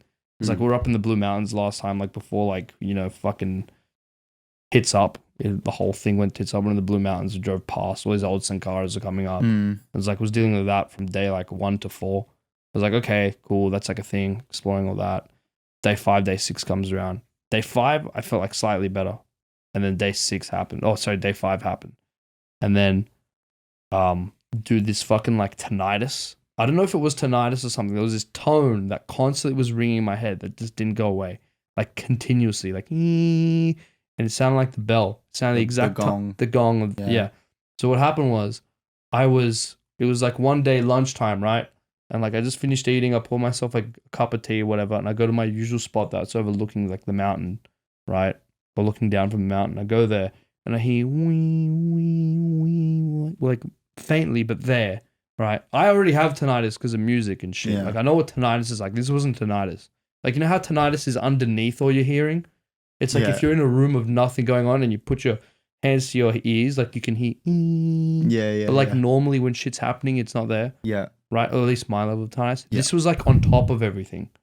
Like this wasn't underlying. This was on top of everything. So you're like hallucinating a sound. Yes, essentially. That's what it felt like. I think they call that auditory shock or something like that. It was something. It was like when I think that can happen if you've had like a really bad bit of hearing damage recently, but you wouldn't have. That's what I mean. That I'm meditation like, there's no no one's like fucking blasting. There's no like loud noises throughout the whole thing. There's a surprising gong noise. Anyway, so I was sitting there and I look at my watch because I bought a watch because you don't carry a phone around, obviously. And I'm looking at my watch and I'm like, dude, what the fuck? Oh, that's like really early for the bell. I'll go suss it out. I walk back into the center and I'm looking around and there's no bell sound. There's no one around. I'm like, what the fuck? At that point, I was like, dude, I'm fucking wigging out. I'm like, dude, I'm hallucinating this fucking bell. I'm like, nah, I'll just go away in like 10 minutes. I'm going to walk through the forest, right? Another thing to like premise this with is that like when you're meditating for like X amount of days straight, it feels like you're on acid to an extent. Like you're definitely not like sober walking. Like you're not in your sober headspace when you're walking around. Like you're not baseline essentially, right? And you're like, fuck, okay. You know, that's something you got to get used to. Yeah. Like that, the way go on. That coupled with the intense noise made me believe I was wigging out, I was hallucinating. I was just like, dude, what the fuck? I go walk in the forest and I'm like, it will go away. And then in the forest, I was walking around like midday. I'm like, this isn't going away. Why the fuck did I come here? Like, why the fuck? Am I just going to leave this place like permanent? Like I was AIDS before I came here. What the fuck? Like, what? Am I going to leave like permanent like hearing hallucinations? Like, what the fuck is going on? And at that moment, I stopped panicking because I asked myself, am I wigging out? And I answered my own question by saying, I'm wigging out. And I'm like, fuck this. I can be home. I can have a cigarette in half an hour if I fucking leave now. And I stopped panicking, like legit panic in my chest, came out of nowhere. And I started running up the hill to go back. I'm like, I'm leaving. I'm fucking leaving. I'm going right now. And then at the top of the hill, I see Yiani. I see his face. I was like, I had like a face of the true face of panic. Like I was like panicking. I see Yiani. I'm like, put on a different face just out of instinct because I didn't want to make him laugh or anything. I'm like, put on a different face. I'm like, let's just like normalize my face. And I walked, and as I was walking between, I saw you, and between the gate, I'm like, okay, instead of leaving, I'm gonna go talk to the instructor dude first, right? Like, cool, what's his name? Fucking Deepak. I'm gonna go speak to Deepak. Yeah. And then when I go to speak to Deepak, I see Dylan like next to me, and I'm like, I thought you were leaving. It was so funny in that moment. I just thought you were going for a little run because we had no time to work out or anything. I was fully running away. Running no was facilities to work out. Yeah, we're not meant to run. You have to wear a helmet when you run. no helmet, no run. Yeah. No, I thought you were gone, bro. Yeah, no. I was like, this motherfucker better not be leaving. 'Cause Yeah, that'd no. be fucked if like you're not there on the last day anyway. No, so yeah, I see Dylan and I'm like, dude, Dylan's looking at me. He probably thinks I'm fucking leaving, dude. Fuck. I'm like, gonna speak to Gupta. What's his fucking name? Deepak. I'm gonna speak to Deepak, bro. Tupac. And then I spoke to Yeah, him. let's call him Tupac. And then I spoke to him and I'm like, yo, man, I'm kind of freaking out a little bit. I can't stop hearing the bell, like the gong. He's like, haha, can't stop hearing the gong. And I'm like, nah, I'm fucking terrified. And then he started laughing. He's like, ha ha ha, I can only give you chocolates. And I'm like, I don't want a chocolate, bro. What the fuck do I do? And he's like, you want to speak to the head teacher? I'm like, yeah. He's like, oh, you have to wait until 6. It was like 4:30. I'm like, fuck, okay. So I just started walking around. I'm like, dude, then we had the mandatory hall meditation. The whole time I couldn't focus at all. I was like sitting there. I'm like, I'm freaking out. Literally just had to focus on my breath for an hour. Go speak to him afterwards. He's like, oh, it'll go away. I'm like, that's all he had to fucking say. He's like, it'll go away. I'm like, Right, dude, no, fucking, how do you fucking know? Are you auditorious? Yeah. What the fuck are Fucking- you? Like, how do you Yeah. know this shit? How do you just know it's gonna leave? He's like, oh, just don't focus on it. I'm like, what the fuck are you saying? I'm like, nah, you're a spastic. Like, these are all the thoughts that are in my head. Yeah. You know, next day, I wake up next day. First thing I hear in the morning is that fucking noise. I'm like, it's here. Yeah. It's fucking here. Stop panicking even more. I'm like, oh god, I want to fucking leave. Dude's not going away. I go see him like impromptu throughout like one of the recesses. I'm speaking to him. I'm like, dude, it's not gone. I don't think it's going. Hasn't gotten better. Hasn't gotten worse. It's there. And he's like, oh yeah, you know, it will go away. Just don't focus on it. I'm like, dude, I don't know. Hey, day passes. Have meditation, whatever. It's still there. I learned to start vipassanalyzing it. I started focusing on it. I'm like, fuck it. It's here to stay. You know what I mean? And then I'm like, I go up to him. I speak to him afterwards. He's like, how's it going? Is it better or worse? I'm like, oh, no, it's there. But like, I'm doing what S N Goenka says about back pain. He's like, oh, yeah, like that might work. And I'm like, yeah, well, like the hardest part is though, like you can cop back pain, you know, because when you're meditating with Vipassana, by the way, you don't have a fucking backrest and your back aches. You're like really fucking aches, like aching like you've never fucking felt before. And you're practicing Aritana for 3 of the hour sessions. Which means hard determination, no movement, nothing. Keep your posture that you started with. And I'm like to him, dude, I'm doing what we do for Aritana, but like throughout the whole day. Like I'm not doing it just for like an hour. Like I can cop an hour of back pain knowing the next hour will be sweet. I can't do it for like fucking days on end, dude, about this one thing in my head. He's like, oh, that's really brave of you. I'm like, fucking dude, like what the fuck do I do? Start walking around more and I start like meditating. I'm looking at like all like the fucking plants and cool shit, and then that's when it hits me. And I'm like, dude, life isn't like I was telling myself, oh, I can't look at the beauty of the forest that I'm in at the moment. I can't do that. Yeah. Because of these things that's annoying me. This thing's fucking annoying me. I can't like have the beauty of this place and see it for what it is because this thing keeps coming to my head. As soon as I look at something and I'm like, oh wow, reality's sick, that's there to remind me. And I'm like, wow, this works like a trauma, beautiful. And then that's when it fucking hit me. And I'm like, dude, life is not about this one over that one. Or like, I want to experience this over that. Like, life is both at the same time. Yeah. Like, life is the fucking annoying sound and it's the beauty in the situation itself. It's like, those things coexist entirely. And I'm like, fuck. And then I just learnt to accept it and just have it there the whole time. And then I went and spoke to him. I'm like, I don't want to leave anymore. I'm going to stay.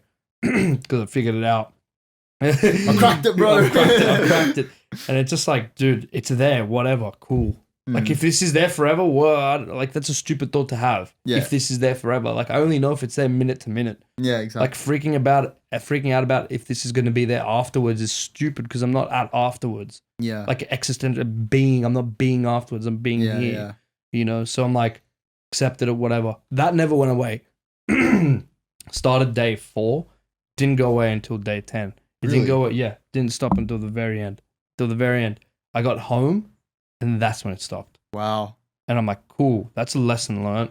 Like, I'm like, personalizing this like a noise almost. You know what I mean? I'm like, fuck, dude. And just like seeing like me freak out, seeing me become like super depressed about it, seeing it saying, oh, this is gonna ruin my whole experience. Like every single thought in my head, all the stuff. And I'm just like, dude, Just accept it. It's there.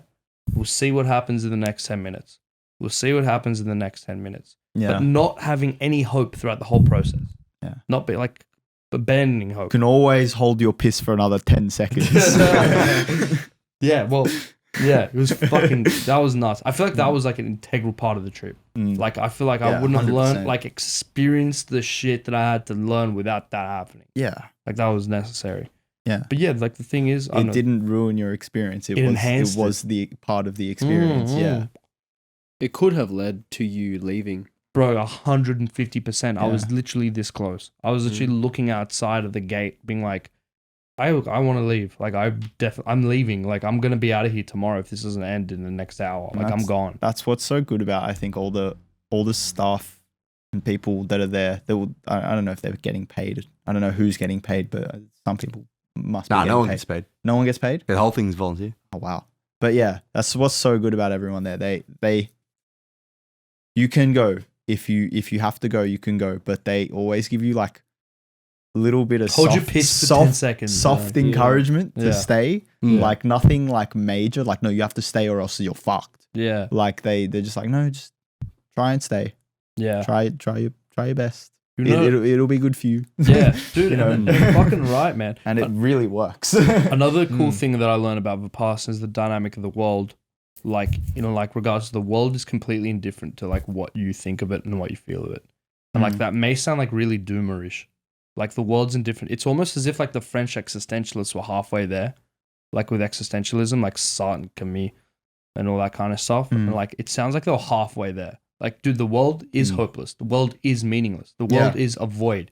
Yes. No one cares about your suffering. Nothing will ever care. You could fucking believe that your life is literally the best and you can walk outside and get hit by a truck. Yeah. Like, that's just inscribed into the way the world works, right? But what's the thing? The thing isn't to become depressed about that. Drink coffees and smoke cigarettes and be like, oh, I love French literature. That's not the fucking play. The play is to just be like, okay, Sick. that's life. That's life. That's cool. Mm. Don't expect too much. Don't expect anything. And just like what that forces you to do is it forces you literally to live in the present. That's all you can live with certainty. Yeah. Only that. And you're like, cool. And then you start looking at life in a different way. Not life like, oh yeah, I have always wanted to become like a famous writer. And now that that's not happening, I have no reason to live. I'm going to kill myself. Or like, you know, some bad shit happened to me. That's fucked. The bad shit happened to you. That's fucked. Yeah, people shouldn't have to go through that. But where are you now? Can you feel the clothes on your body? Can you feel your pants around your legs? Can you feel the air in your nose? Right? All that's nothing got to do with what happened. And it's like, if you learn to master that, then you can free yourself. Yeah. But hey, man, I'm just a fucking dude who runs a podcast. Like, don't take fucking psychological advice from me. Like, Yeah. but I don't know. Yeah, that's my 2 cents. Anyway, how many minutes do we have? Anyone else We've want to been- fucking? I'll tell you guys something. Yeah. Do it. Yeah, I'd Go to say do it, Vipassana, man. man. Yeah. I'd say like, dude. Yeah, I've yeah. done- How I've- up I am. Yeah. Geo's time. Yeah, do it. Look, you don't know what it's going to be until you've done it. At the very least, we've all thrown out a lot of stuff here of like issues that naturally come up when you do it. But don't let that be a discouragement. I see this as like when I went into it for the first time, it was this thing of like I saw it the same as like going bungee diving, bungee jumping or skydiving. It's just like there's a cool like wild experience you can do. Go live like a monk for 10 days. See what that's like, you know? And then once you've done that, man, or you just have that in mind and just have a commitment to stay once you get there, then you can see for yourself what it's all about.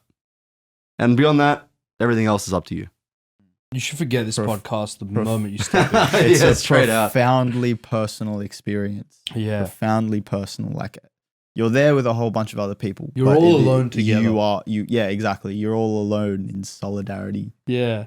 That's one of the coolest things. Yeah. Side note real quick. It's just like when you get to speak to everyone else in the past, like the last 2 days, you feel like a bond, like a close bond with everyone. It's You know what I mean? You're like, dude, we all are fucking so alone in our own lives with our own bullshit going on, but yet we're all together. yeah. I'm like, that's fucking sick. You know what I mean? That's fucking I mad. remember you saying something on the drive home. I think it was you who said it.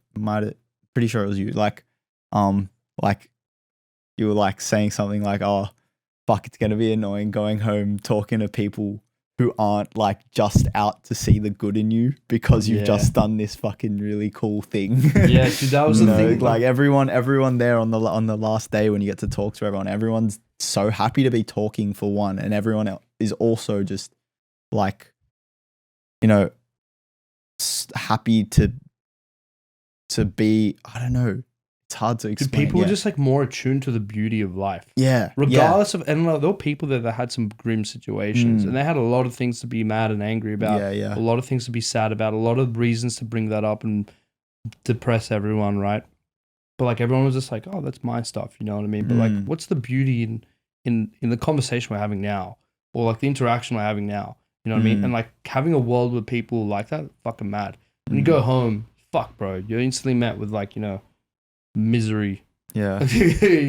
You know, and you just, that's something to get used to and like try not to fall into that. But yeah, I will also say like, look, man, like we've all fucking done like DMT here. We've all done like shrooms. I haven't done You need to do DMT. Yeah, Nathan's done fucking ayahuasca. Mm. You know what I mean? And like, I reckon, I think I could maybe speak for everyone unless anyone wants to jump in and say like, you're a fucking idiot. But like, dude, I think we Maybe. all Careful. recommend. Yeah, I what think did you say? I think we all recommend like Vipassana is probably one of the most life-changing, profound experiences we've had across all other Yeah. like, you know, consciousness expanding experiences and whatnot. because it's a complete. You're completely sober the Yeah. whole time. It's not Yeah. like It's not like you're hacking your brain to like get to this state. Yeah. You're sitting and observing yourself get to that state, Yeah. Yeah. just completely sober minded. Yeah. Mm. Either way, hope you guys like this episode. More in the future. Don't know when, but it will happen. Like and subscribe. You know, give me the gold star 5-star rating. Stay juiced up. Stay gassed juiced, up. Stay gassed. Joe Rogan, if you're out there,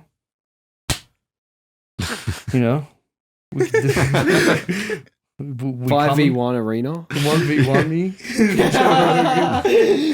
No, he's a pretty big guy. I don't know if you can take him. Yeah, I don't know. We'll He's see. on HGH as well. Yeah, fuck. So you're competing with the best of the best. That's okay. I've done Vipassana.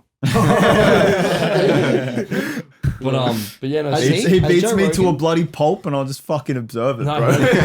he's just done isolation tanks, I think. He doesn't do Vipassana, right? No, yeah. All right, we got one up on him, man. Yeah, exactly. Yeah, If we ever 5v1. if we ever go on his show, like we'll kind of like run it, you know. Joe Rogan, I'm taking over. Going with you know who? Yeah. Yeah. Joe Rogan. Joe Rogan. Joe Rogan. Joe Rogan. Biden. Joe Biden. Yeah, you know. Kill John Rogan. Kill Joe Rogan. But yeah, subscribe to our Patreon. You know what I mean? Do we have a Patreon? Nah. We're gonna get one. I'll just put our fucking Bitcoin address in the Sign up to the description. OnlyFans. Put your buy our fucking OnlyFans. your BSB and account number. Please transfer me money. But yeah, anyway, this is Gio. One final sign off. Gio, say goodbye. Goodbye. Hey, Yiani. Hi. Ha. Very good. And Dylan. Peace. And then Nathan. Take rest. Take rest. Take us to about 5 minutes. Take rest. Alright. Go for the meditation. Wait, can I change mine to take rest? May all Dylan. beings Yeah, be take a happy. short break and return to the hall. Alright. Yiani, press the button. Oh my god, I'm dying for a piss.